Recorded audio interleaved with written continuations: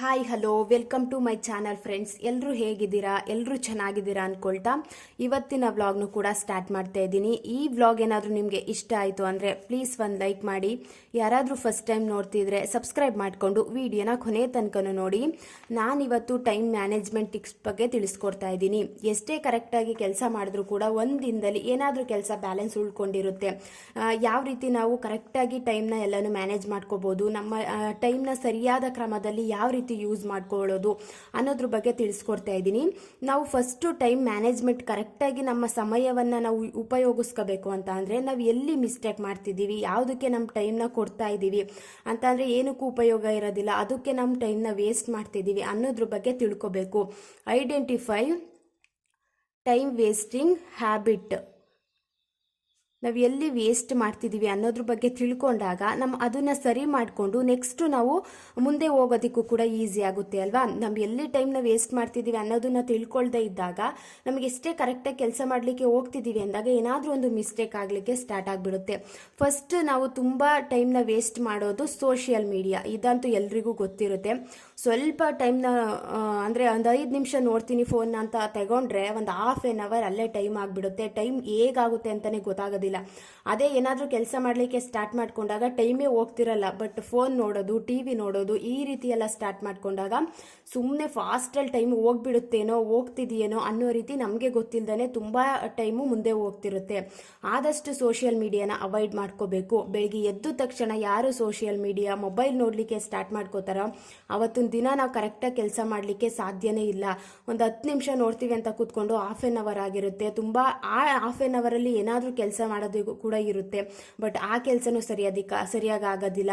ನಮಗೆ ಕೆಲಸದ ಮೇಲೆ ಕಾನ್ಸಂಟ್ರೇಷನ್ ಕೂಡ ಕಮ್ಮಿ ಆಗಿಬಿಡುತ್ತೆ. ಫಸ್ಟು ನಾವು ಎದ್ದ ತಕ್ಷಣ ನಮ್ಮ ಕೆಲಸ ಏನಿದ್ರು ಕೂಡ ನೆಕ್ಸ್ಟ್ ಏನು ಕೆಲಸ ಮಾಡಬೇಕು, ಇವತ್ತಿನ ದಿನ ನಾನು ಯಾವ ರೀತಿ ಒಂದು ಚೆನ್ನಾಗಿ ಸ್ಟಾರ್ಟ್ ಮಾಡಬೇಕು ಅಂತ ಅಂದರೆ ಒಂದು ಪೀಸ್ಫುಲ್ಲಾಗಿ ಸ್ಟಾರ್ಟ್ ಮಾಡಬೇಕು ಅಂದರೆ ಫಸ್ಟು ನನ್ನ ಗಮನ ಎಲ್ಲ ಕೆಲಸದ ಕಡೆ ಕೊಡಬೇಕು ಅಂತ ಯಾವಾಗ ಥಿಂಕ್ ಮಾಡ್ತೀವೋ ಅವತ್ತೊಂದು ದಿನ ತುಂಬ ಚೆನ್ನಾಗಿ ನಾವು ಕೆಲಸನೂ ಕೂಡ ಆಗಿರುತ್ತೆ. ಒಂದು ಹ್ಯಾಪಿಯಾಗಿ ಒಂದು ಪೀಸ್ಫುಲ್ಲಾಗಿ ಲೈಫ್ನ ಲೀಡ್ ಮಾಡ್ಕೊಂಡು ಹೋಗ್ಬೋದು. ಬಟ್ ಯಾವಾಗ ನಾವು ಎದ್ದ ತಕ್ಷಣ ಫೋನ್ ನೋಡ್ಕೊಂಡು ಕೂತ್ಕೋತೀವಿ ನಮ್ದು ಇಡೀ ದಿನ ಚೆನ್ನಾಗಿರೋದಕ್ಕೆ ಸಾಧ್ಯನೇ ಇಲ್ಲ.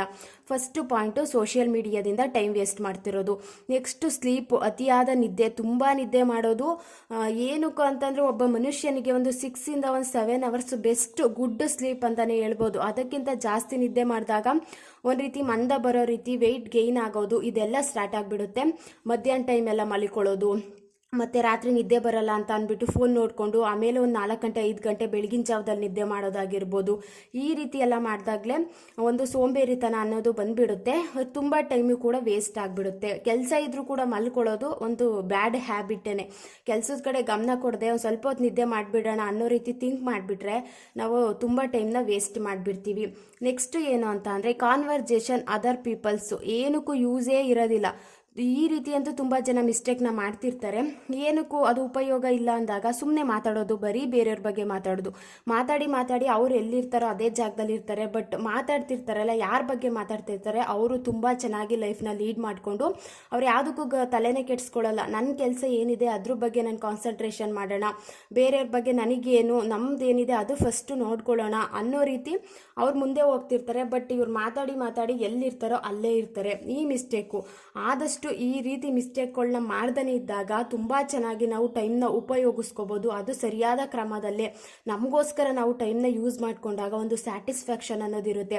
ಬಟ್ ಈ ರೀತಿ ಅನ್ನೆಸೆಸರಿಯಾಗೆಲ್ಲ ಯೂಸ್ ಮಾಡಿದಾಗ ಒಂಥರ ಗಿಲ್ಟ್ ಫೀಲು, ಯಾಕಾದರೂ ಇಷ್ಟೊಂದು ಟೈಮ್ ವೇಸ್ಟ್ ಮಾಡಿದೆ ನಾನು, ಬೇರೆಯವ್ರ ಬಗ್ಗೆ ಮಾತಾಡಿ ತುಂಬ ನಿದ್ದೆ ಮಾಡಿ ಫೋನ್ ನೋಡೋದಾಗಿರ್ಬೋದು. ಈ ರೀತಿ ಕೆಟ್ಟ ಅಭ್ಯಾಸಗಳಿಂದ ತುಂಬ ಟೈಮ್ನ ವೇಸ್ಟ್ ಮಾಡಿಬಿಟ್ಟೆ, ಯಾವುದಕ್ಕಾದರೂ ಯೂಸ್ ಮಾಡ್ಕೊಳ್ಳಿಲ್ಲ. ಅಟ್ಲೀಸ್ಟ್ ನನಗೋಸ್ಕರ ನಾನು ಯೂಸ್ ಮಾಡ್ಕೊಂಡಿದ್ರೆ ಸ್ವಲ್ಪ ಮುಂದೇನಾದರೂ ಇರ್ತಿದ್ದೆ, ಈ ರೀತಿ ಪರಿಸ್ಥಿತಿ ಬರ್ತಿರ್ಲಿಲ್ಲ ಅನ್ನೋ ರೀತಿ ಆಮೇಲೆ ಯೋಚನೆ ಮಾಡೋ ರೀತಿ ಆಗಿಬಿಡುತ್ತೆ. ಫಸ್ಟು ನಾವು ಎಲ್ಲಿ ಟೈಮ್ ವೇಸ್ಟ್ ಮಾಡ್ತಿದ್ದೀವಿ ಅನ್ನೋದ್ರ ಕಡೆ ಗಮನನ ಕೊಟ್ಟರೆ ತುಂಬ ಚೆನ್ನಾಗಿ ಅದನ್ನು ಸರಿ ಮಾಡಿಕೊಂಡು ಮುಂದೆ ಹೋಗ್ಬೋದು. ನೆಕ್ಸ್ಟ್ ಪಾಯಿಂಟ್ ಏನು ಅಂತ ಅಂದರೆ ಯಾರಿಗೆ ಕ್ಲಾರಿಟಿ ಇರೋದಿಲ್ಲ ಅಂತ ಅಂದರೆ ನೆಕ್ಸ್ಟು ನಾನು ಏನು ಮಾಡಬೇಕು, ವಾಟ್ ನೆಕ್ಸ್ಟ್ ನಾನು ಏನು ಮಾಡಬೇಕು, ನೆಕ್ಸ್ಟ್ ಪ್ಲ್ಯಾನಿಂಗ್ ನಂದು ಏನಿದೆ ಅಂತ ಯಾರಿಗೆ ಒಂದು ಕ್ಲಾರಿಫಿಕೇಷನ್ ಇರೋದಿಲ್ಲ. ತುಂಬ ಟೈಮ್ ವೇಸ್ಟ್ ಇಲ್ಲೇ ಆಗಿಬಿಡುತ್ತೆ. ಬೆಳಿಗ್ಗೆ ಎದ್ದ ತಕ್ಷಣ ನಾನು ಇವತ್ತು ಈ ಕೆಲಸ ಮಾಡಬೇಕು, ನಾನು ನೆಕ್ಸ್ಟ್ ಏನು ಮಾಡಬೇಕು ಅಂತ ಒಂದು ಕ್ಲಾರಿಟಿ ಇದ್ಬಿಟ್ರೆ ಅದ್ರ ಕಡೆ ನಾವು ಕರೆಕ್ಟಾಗಿ ಕೆಲಸ ಮುಗಿಸೋದಕ್ಕೆ ಹೋಗ್ಬಿಡ್ತೀವಿ. ಬಟ್ ಏನು ಮಾಡಬೇಕು ಅಂತಲೇ ಗೊತ್ತಿರಲ್ಲ. ಬೆಳಿಗ್ಗೆ ಏನೋ ಕೆಲಸ ಮಾಡೋದನ್ನ ಬಿಟ್ಟು ಯಾವುದೇನೋ ಮಾಡ್ಲಿಕ್ಕೆ ಹೋಗೋದು, ಅಂದರೆ ಏನು ನಮಗೆ ಉಪಯೋಗ ಇದೆ, ಕರೆಕ್ಟ್ ಅರ್ಜೆಂಟ್ ಏನಿದೆ ಅದನ್ನ ಬಿಟ್ಟು ಬೇರೆ ಕಡೆ ಗಮನ ಕೊಡೋದಾಗಿರ್ಬೋದು. ಈ ರೀತಿ ಎಲ್ಲ ಮಾಡಿದಾಗಲೇ ಸುಮ್ಮನೆ ಟೈಮ್ ವೇಸ್ಟ್ ಆಗಿಬಿಡುತ್ತೆ. ಮತ್ತು ನಮ್ಮ ಮುಂದಿನ ಜೀವನ ಯಾವ ರೀತಿ ಇರಬೇಕು, ನಮಗೊಂದು ಕ್ಲಾರಿಟಿ ಅನ್ನೋದು, ಒಂದು ಗೋಲ್ ಅನ್ನೋದು ಇದ್ಬಿಟ್ರೆ ನಾವು ಟೈಮ್ ವೇಸ್ಟ್ ಮಾಡೋದಕ್ಕೆ ಹೋಗೋದಿಲ್ಲ. ಯಾಕೆ ಟೈಮ್ ವೇಸ್ಟ್ ಮಾಡಬೇಕು, ಇವಾಗ ಸ್ವಲ್ಪ ಕಷ್ಟಪಟ್ಟರೆ ನೆಕ್ಸ್ಟ್ ನಾನೊಂದು ಹ್ಯಾಪಿಯಾಗಿ ಲೈಫ್ನ ಲೀಡ್ ಮಾಡ್ಬೋದು ಅನ್ನೋದೊಂದು ಕ್ಲಾರಿಫಿಕೇಷನ್ ಇದ್ದಾಗ ತುಂಬ ಚೆನ್ನಾಗಿ ನಾವು ಟೈಮ್ ವೇಸ್ಟ್ ಮಾಡ್ದೇ ಲೈಫ್ನ ಲೀಡ್ ಮಾಡೋದು. ಇದು ಸೆಕೆಂಡ್ ಪಾಯಿಂಟು. ನೆಕ್ಸ್ಟ್ ಪಾಯಿಂಟ್ ಏನು ಅಂತ ಅಂದರೆ, ಬ್ಯುಸಿಯಾದ ಲೈಫ್ ಸ್ಟೈಲ್ನ ಲೀಡ್ ಮಾಡ್ದೇ ಇದ್ದಾಗಲೂ ಕೂಡ ತುಂಬ ಟೈಮ್ ವೇಸ್ಟ್ ಆಗ್ತಿರುತ್ತೆ. ಬ್ಯುಸಿಯಾದ ಲೈಫ್ ಸ್ಟೈಲ್ನ ಲೀಡ್ ಮಾಡಬೇಕು ಅಂತ ಅಂದಾಗ ನಮಗೆ ಒಂದು ರೆಸ್ಪಾನ್ಸಿಬಿಲಿಟಿ ಅನ್ನೋದಿರಬೇಕು, ಒಂದು ಜವಾಬ್ದಾರಿ ಅನ್ನೋದಿದ್ದಾಗ ಮಾತ್ರ ನಾವು ಬ್ಯುಸಿಯಾಗಿರೋ ಲೈಫ್ ಸ್ಟೈಲ್ನ ಲೀಡ್ ಮಾಡ್ತೀವಿ. ಅದೇ ಏನೂ ಇಲ್ಲ, ಆರಾಮಾಗಿ ತಿನ್ಕೊಂಡು ಉಣ್ಕೊಂಡು ಯಾರೋ ಚೆನ್ನಾಗಿ ಮಾಡಿಟ್ಟಿರ್ತಾರೆ ಅದನ್ನು ತಿನ್ಕೊಂಡು ಇದೇ ರೀತಿ ಓಡಾಡ್ಕೊಂಡು ತಿರ್ಗಾಡ್ಕೊಂಡು ಇದ್ಬಿಡೋಣ ಅಂದಾಗ ನಮಗೆ ಒಂದು ಬ್ಯುಸಿಯಾದ ಲೈಫ್ ಸ್ಟೈಲ್ನ ಲೀಡ್ ಮಾಡೋದಕ್ಕಾಗೋದಿಲ್ಲ, ಒಂದು ರೆಸ್ಪಾನ್ಸಿಬಿಲಿಟಿ ಅನ್ನೋದು ಬರೋದಿಲ್ಲ. ಆವಾಗಲೂ ಕೂಡ ತುಂಬ ಟೈಮು ವೇಸ್ಟ್ ಆಗಿಬಿಡುತ್ತೆ. ಕರೆಕ್ಟಾಗಿ ಟೈಮು ನಮ್ಮದು ವೇಸ್ಟ್ ಆಗ್ದೇ ಯೂಸ್ ಆಗಬೇಕು ಅಂತ ಅಂದರೆ ಯಾವಾಗಲೂ ಏನಾದರೂ ಒಂದು ಕೆಲಸದಲ್ಲಿ ಮುಳುಗುವಂಥ ಕಲೆನ ನಾವು ಅಭ್ಯಾಸ ಮಾಡ್ಕೋಬೇಕು. ನೆಕ್ಸ್ಟ್ ಏನು ಅಂತ ಅಂದರೆ, stay away time wasted people. ನಾವು ತುಂಬ ಈ ರೀತಿ ಕೆಟ್ಟ ಜನಗಳಿಂದ ಸ್ವಲ್ಪ ದೂರನೇ ಇರಬೇಕು. ಅಂತ ಅಂದರೆ ಇವಾಗ ಅವ್ರ ಕೆಲಸನೂ ಕರೆಕ್ಟಾಗಿ ಮಾಡ್ತಿರಲ್ಲ, ಅವ್ರದ್ದು ಕೂಡ ಟೈಮ್ ವೇಸ್ಟ್ ಆಗ್ತಿರುತ್ತೆ. ತಾನು ಹಾಳಾಗೋದಲ್ದೇ ಬೇರೆಯವ್ರನ್ನೂ ಕೂಡ ಹಾಳು ಮಾಡೋದು. ಇವಾಗ ಒಂದು ಎಕ್ಸಾಂಪಲ್ ಕೊಡ್ತೀನಿ ನೋಡಿ. ಒಂದು ಒಳ್ಳೆ ವಿದ್ಯಾರ್ಥಿ ಜೊತೆ ಒಂದು ಫ್ರೆಂಡ್ಶಿಪ್ ಆಗುತ್ತೆ ಅಂದಾಗ ಅವ್ರು ಯಾವ ರೀತಿ ಓದ್ತಿರ್ತಾರೆ, ಅವ್ರು ಯಾವ ರೀತಿ ಚೆನ್ನಾಗಿ ಒಂದು ಈಸಿಯಾಗಿ ಎಕ್ಸಾಮ್ ಟೈಮಲ್ಲಿ ಎಲ್ಲ ಮ್ಯಾನೇಜ್ ಮಾಡ್ತಿರ್ತಾರೆ ಅನ್ನೋದ್ರ ಬಗ್ಗೆ ನಾವು ಕೂಡ ಸ್ವಲ್ಪ ತಿಳ್ಕೊಂಡು ಒಂದು ಒಳ್ಳೆ ದಾರಿಲೇ ಹೋಗ್ತೀವಿ. ಬಟ್ ಯಾವಾಗ ಒಂದು ಟೈಮ್ ವೇಸ್ಟೆಡ್ಡು ಈ ರೀತಿ ಪೀಪಲ್ಸ್ ಜೊತೆ ನಾವು ಒಂದು ಫ್ರೆಂಡ್ಶಿಪ್ ಮಾಡೋದಾಗಿರ್ಬೋದು, ಈ ರೀತಿ ಎಲ್ಲ ಮಾಡಿದಾಗ ನಮಗೆ ಗೊತ್ತಿಲ್ಲದೇ ಅವ್ರ ಕೆಟ್ಟ ಹ್ಯಾಬಿಟ್ ಎಲ್ಲ ನಾವು ಕಲ್ತ್ಕೊಬಿಡ್ತೀವಿ. ಅಂತಂದರೆ ಸುಮ್ಮನೆ ಟೈಮ್ ವೇಸ್ಟ್ ಮಾಡೋದಾಗಿರ್ಬೋದು, ಏನಾದರೂ ಕೆಲಸ ಇದ್ರೂ ಕೂಡ ಕುತ್ಕೊಂಡು ಟೈಮ್ ವೇಸ್ಟ್ ಮಾಡೋದಾಗಿರ್ಬೋದು, ಸುಮ್ಮನೆ ಯಾವುದಕ್ಕೋ ಯೂಸ್ ಮಾಡ್ಕೊಳ್ಳೋದಾಗಿರ್ಬೋದು, ಅದು ಬೇಡದೆ ಹೋಗಿರೋ ವಿಚಾರ ಆಗಿರ್ಬೋದು ಅದಕ್ಕೆ ಯೂಸ್ ಮಾಡ್ಕೊಳ್ಳೋದಾಗಿರ್ಬೋದು, ಸಹವಾಸ ದೋಷದಿಂದ ಕೂಡ ಕೆಡ್ತೀವಿ ಅಂತ ಹೇಳ್ತಾರಲ್ಲ, ಈ ರೀತಿ ಮಿಸ್ಟೇಕಿಂದಾನೆ ಒಬ್ಬರು ಅವ್ರು ಕೆಡೋದಲ್ದೇ ಬೇರೆಯವ್ರನ್ನೂ ಕೂಡ ಹಾಳು ಮಾಡಿಬಿಡೋದು. ಆದಷ್ಟು ಇಂಥ ಪೀಪಲ್ಸಿಂದ ದೂರ ಇದ್ದು ನೋಡಿ ತುಂಬ ನಾವು ಒಂದು ಲೈಫಲ್ಲಿ ಉದ್ಧಾರನಾದರೂ ಆಗ್ತೀವಿ. ನೆಕ್ಸ್ಟ್ ಪಾಯಿಂಟ್ ಏನು ಅಂತ ಅಂದರೆ, ಅದೇ ಪ್ಲ್ಯಾನಿಂಗು. ನೆಕ್ಸ್ಟ್ ಅಂದರೆ ಕ್ಲಾರಿಫಿಕೇಷನ್ ಅನ್ನೋದ್ರಲ್ಲೇ ಇದು ಕೂಡ ಬರುತ್ತೆ. ಒಂದು ಪ್ಲ್ಯಾನಿಂಗ್ ಅನ್ನೋದನ್ನ ಮಾಡ್ಕೋಬೇಕು.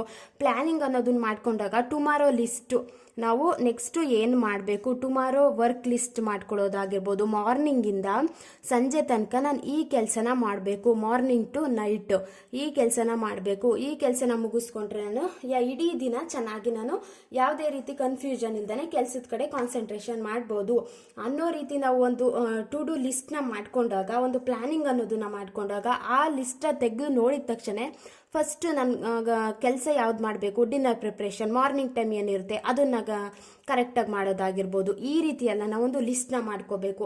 ಆವಾಗಲೇ ತುಂಬ ಚೆನ್ನಾಗಿ ನಾವು ಕೆಲಸ ಕರೆಕ್ಟಾಗಿ ಮುಗಿಯುತ್ತೆ, ಯಾವುದೇ ರೀತಿ ಟೈಮ್ ವೇಸ್ಟ್ ಆಗೋದಿಲ್ಲ. ನಾವು ಬೆಳಿಗ್ಗೆ ಏನೋ ಒಂದು ಕೆಲಸ ಮಾಡೋದಿರುತ್ತೆ, ಅದನ್ನ ಬಿಟ್ಟು ಇನ್ನೇನೋ ಮಾಡಲಿಕ್ಕೆ ಹೋಗೋದು, ಆವಾಗ ಅನ್ನೆಸೆಸರಿಯಾಗಿ ಸುಮ್ಮನೆ ಟೈಮು ಕೂಡ ವೇಸ್ಟ್ ಆಗಿಬಿಡುತ್ತೆ. ಈ ರೀತಿ ಪ್ಲ್ಯಾನಿಂಗ್ ಎಲ್ಲ ಮಾಡ್ಕೊಂಡಿರ್ತೀವಿ ಅಂತ ಅಂದಾಗ ನಾವು ಒಂದು 2 ಪಾರ್ಟಾಗಿ ಡಿವೈಡೆಡ್ ಟು 2 ಪಾರ್ಟ್ಸ್ ಅಂತ ಮಾಡ್ಕೊಳ್ಳೋಣ. ತುಂಬ ಈಸಿ ಆಗುತ್ತೆ ಈ ರೀತಿ ಮಾಡ್ಕೊಂಡಾಗ. ಫಸ್ಟ್ ಏನು ಅಂತ ಅಂದರೆ, ಇಂಪಾರ್ಟೆಂಟು, ನಮಗೇನು ಇಂಪಾರ್ಟೆಂಟ್ ಇರುತ್ತೆ ಅದ್ರ ಕಡೆ ಫಸ್ಟು ಗಮನ ಕೊಡೋದು. ಅಂತ ಅಂದರೆ ಮಾರ್ನಿಂಗ್ ಟೈಮ್ ನಮ್ಗೆ ಏನು ಇಂಪಾರ್ಟೆಂಟ್ ಇರುತ್ತೆ, ಮಕ್ಕಳು ಕಳಿಸೋದಿರುತ್ತೆ, ಬ್ರೇಕ್ಫಾಸ್ಟ್ ಇರುತ್ತೆ, ಹಸ್ಬೆಂಡ್ ಕಳಿಸೋದಿರುತ್ತೆ, ಮತ್ತು ಮನೆ ಕ್ಲೀನ್ ಮಾಡ್ಕೊಳ್ಳೋದಿರುತ್ತೆ, ಮಾಪಿಂಗ್ ಇರುತ್ತೆ, ಬಟ್ಟೆ ವಾಷಿಂಗ್ ಹಾಕೋದಿರುತ್ತೆ. ಫಸ್ಟ್ ನಾವು ಪ್ರಿಫರೆನ್ಸ್ ಕೊಡಬೇಕಾಗಿರೋದು ಮಾರ್ನಿಂಗ್ ಟೈಮ್ ಅರ್ಜೆಂಟ್ ಇರುವಂಥ ಕೆಲಸಗಳು. ಇವಾಗ ಕರೆಕ್ಟಾಗಿ ನಮಗೆ ಆ ಟೈಮ್ಗೆ ಈ ಕೆಲಸ ಮುಗಿಸ್ಕೊಂಡ್ರೆ ತುಂಬ ಯೂಸ್ ಆಗುತ್ತೆ. ಅರ್ಜೆಂಟ್ ವರ್ಕು, ಇಂಪಾರ್ಟೆಂಟ್ ಬಟ್ ತುಂಬ ಅರ್ಜೆಂಟ್ ಇರುವಂಥ ವರ್ಕ್ನ ನಾವು ಕರೆಕ್ಟಾಗಿ ಫಸ್ಟು ಮುಗಿಸ್ಕೊಳ್ಳೋದಕ್ಕೆ ಟ್ರೈ ಮಾಡಬೇಕು. ನೆಕ್ಸ್ಟು ಎರಡನೇದು ಏನು ಅಂತ ಅಂದರೆ, ತುಂಬ ಅಂದರೆ ಯೂಸ್ ಐತೆ, ಬಟ್ ಅರ್ಜೆಂಟ್ ಇರಲ್ಲ. ನೆಕ್ಸ್ಟ್ ಮಧ್ಯಾಹ್ನ ಮೇಲೆ ಮಾಡ್ಕೋಬೋದು, ಸಂಜೆ ಮೇಲೆ ಮಾಡ್ಕೋಬೋದು. ಅಂಥ ಕೆಲಸಗಳನ್ನ ನಾವು ಆಮೇಲೆ ಮಾಡ್ಕೊಳ್ಳೋ ರೀತಿ ಪ್ಲಾನಿಂಗ್ ಮಾಡ್ಕೋಬೇಕು. ಫಸ್ಟು ನಾವು ಡೀಪಾಗಿ ಮಾಡುವಂಥ ಕೆಲಸಗಳನ್ನ ಬೆಳಗ್ಗೆ ಮಾಡಲಿಕ್ಕೆ ಹೋದಾಗ ತುಂಬ ಟೈಮ್ ವೇಸ್ಟ್ ಆಗಿಬಿಡುತ್ತೆ. ಬಟ್ ಬೆಳಿಗ್ಗೆ ಏನು ಮಾಡಬೇಕು ನಾವು ಅದ್ರ ಕಡೆ ಗಮನ ಕೊಡಬೇಕು.